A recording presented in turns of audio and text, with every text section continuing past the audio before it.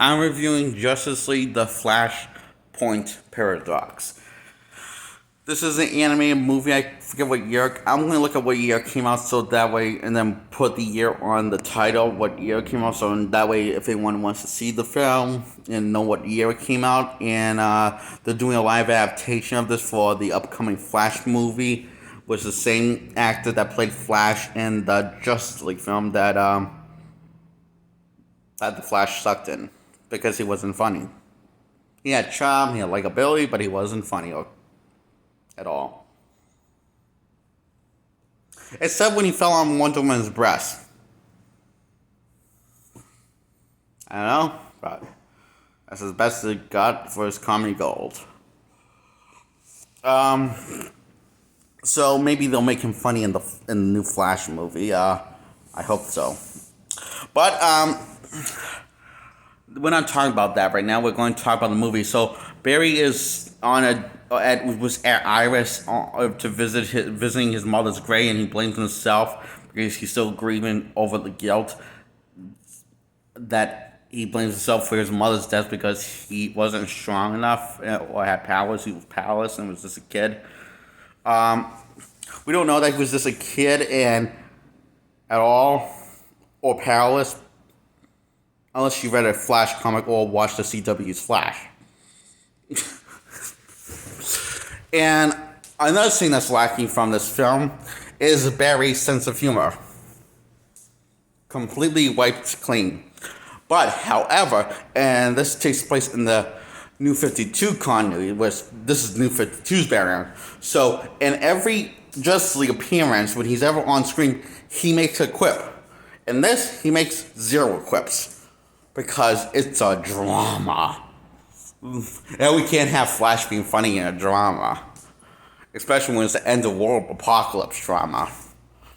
Caused by Barry Allen. Yes, he blames Zoom for the Flashpoint paradox. After even though he remembers clearly that he went back in time to save his mother. And can't figure out why he's powerless now, no longer the Flash. But why Zoom has his powers. So he figures Zoom did something to start the apocalypse of the Justice League and Justice League war with each other and try and murder each other. See, in this alternate reality, instead of Justice League being buddies and working alongside both sides, helping innocents and saving the day, they'll war each other, try and stop the apocalypse by killing each other. And they do start the apocalypse. Lots of people die. And it's all Barry's fault, actually. So how does he get his powers back? Well, with Bruce Wayne's father, Thomas Wayne, who is Batman in this universe, and who's guns and is a lethal killer. And his mother, Martha Wayne, in this universe became the Joker, the Clown Prince of Crime, because she went nuts when she saw her son dead. It was too much for her to take, so she went cuckoo. And Thomas Wayne went a different kind of. He went nuts full on vigilante style. So makes sense to me. And so Barry goes powerless and asks Batman for his help. And he thinks it's Bruce, and he realizes, holy shit, you're not Bruce. Wait, Bruce. Bruce, listen. I did some. Bruce Wayne, Bruce, listen to me. I just want that he realized Bruce is dead. Wait, so he realized this. So he has to look like, holy crap. In this reality, Bruce Wayne's not Batman, but his father is because he died in the crime alley. Instead of his parents dying in crime alley, it's Bruce himself died in crime and was gunned down. And I want to say, what Thomas Wayne gets a very interesting character development, and I think he's the best part of this film. I think Barry Allen's actually the worst part of this film because he feels so not like Barry Allen, 52 Barry Allen from this continuity timeline in this animated universe because he's way too serious. I mean, we never see him crack a jokes in the opening scene I mean, I guess when the wasn't act don't expect him crack jokes, but maybe when he's in the earlier scenes, he should crack a joke.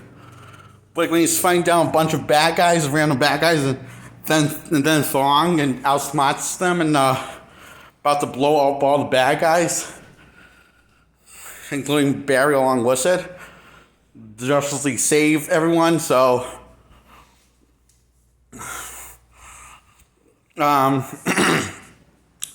yeah, so Barry doesn't joke at all. And that's my problem with CW's Barry. He doesn't quip at all either. I love him more than this Barry from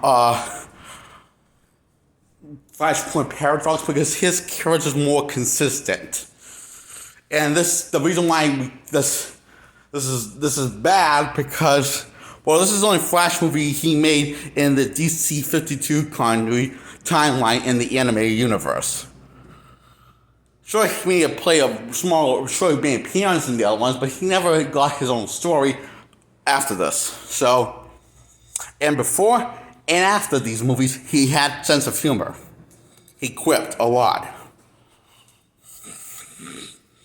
So like Deadpool and Spider-Man from the comic book counterparts, but the movies screw that up also. Spider-Man in past got more screwed over for the first two Spider-Man films. Then he slowly started picking off the train wreck when Spider-Man freaked him out. And Deadpool happened when he sewed his mouth shut in Wolverine Origins. Then he redeemed himself when he made his Deadpool movie, but it wasn't quite what we wanted, so Deadpool 2 happened. It was perfect. So, what I'm trying to say is Barry Allen doesn't quite feel like this universe Barry Allen is. He feels like you understand what he's doing and where he's coming from, relate to him, but he doesn't. He almost feels like alienated from his character in this film. But even when he's got the main role, he feels like almost alienated from his character that we've seen before this film, Justice League War, and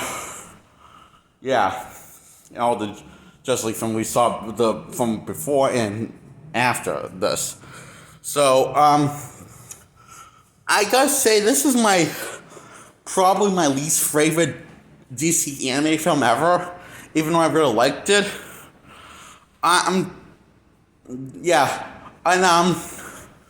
Lee Bon Fongs, who is the reverse of Flash, was toying with Barry for the film, and once he gets his powers back, due to the help of Thomas Wayne, Batman, by zapping him with lightning intentionally, and Batman's just drinking the booze, thinking that this is a stupid idea, and that he's actually insane. And he is. So it doesn't work the first time, but it works after the first several times. It's just funny to see Barry get hurt. This Barry, because he's as stiff as a boy. He's just as stiff as Brie Larson, Captain Marvel, because I don't know, but he's not unrelatable like Brie Larson's Captain Marvel, or unlikable because he has flaws and has humanity, an interesting character. But he's still lacking the Barry sense of humor we all know and love from the comics. So,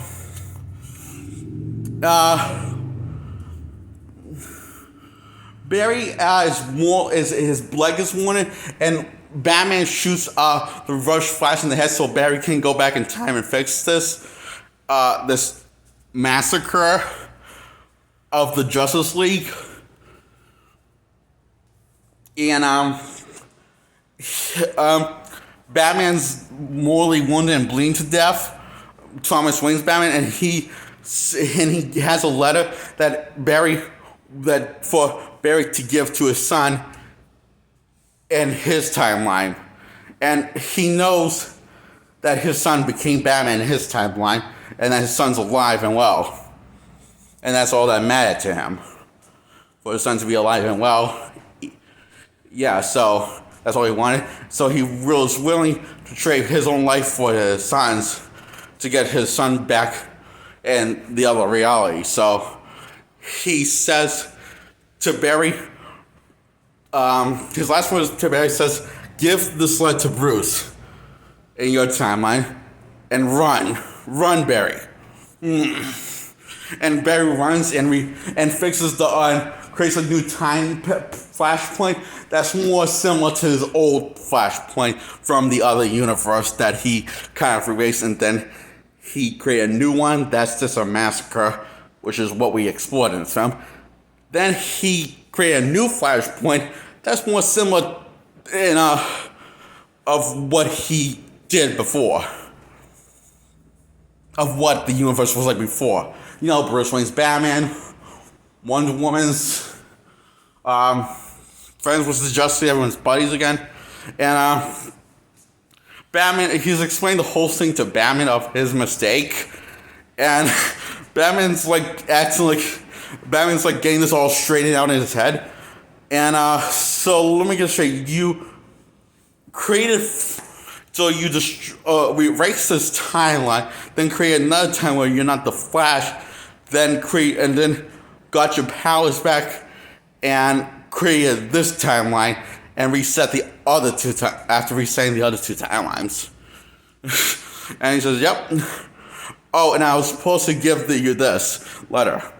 And it's and he recognized the writing. Bruce Wayne recognized the writing, and we recognize this is his father's handwriting. And you see Bruce starts crying, and he says to Barry, "You're a hell of a messenger." And he says bye to Batman. That's pretty much the end of the film. I wish this film had more layers of Barry's character. I wish he grew more. I wish the best part wasn't Thomas Wayne. I wish the best part was Barry Allen and the most interesting character. But I don't know, it's just that when you have the main character be the main character in the movie, I want the main character to be the most interesting and the most complex and most developed. Not the second character or one of the side characters. But this is still a pretty damn good film. It gets an 8 out of 10 for me. Reason why I'm not getting it's not awesome, but it's not above average, but it's not awesome. It's in between because I feel like it feels like there's too much going on. Like, I get they put all this stuff is necessary, but how his pace feels incredibly rushed and hard to sometimes make out what's going on because the pacing feels like it's on fast forward. That's why it's getting 8 out of 10. So, bye.